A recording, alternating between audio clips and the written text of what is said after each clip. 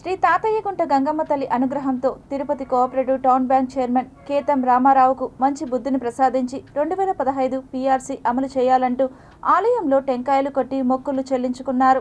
Tirupati cooperative bank ఉద్యోగస్తులం అందరము ఈ రోజు శాంతియుత నిరసన కార్యక్రమం 32వ రోజుకు చేరుకుంది. ఈ కార్యక్రమంలో భాగంగా ఈ రోజు అమ్మవారికి దొత్తలు మరియు టెంకాయలు కొట్టడం జరిగింది. ఇప్పటికైనా చైర్మన్ గారు మాతో చర్చలు జరిపి మాకు 2015 పీఆర్సీ వెంటనే అమలు చేయాలని కోరుకుంటున్నాము. మాకు వెంటనే 2015 పీఆర్సీని ఇవ్వాలని చెప్పని ఆ గంగమ్మ తల్లిని ప్రార్థించాము.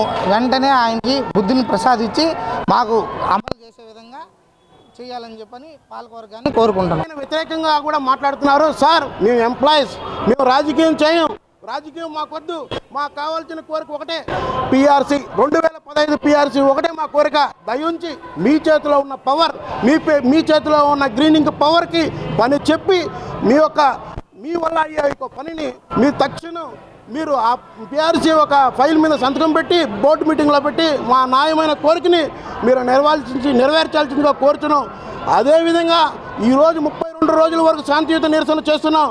ఇదే కానీ మీరు మాకు సహకరించి మా పీఆర్సీకి సంతకం పెట్టకపోతే బోర్డు మీటింగ్లో మా యొక్క సమస్యను, మా ఒక 100 కుటుంబాల సమస్యను మీరు తీర్చకపోతే మా శాంతియుత నిరసన రేపు ఆందోళనకరమైన నిరసన కూడా దారితీస్తుంది.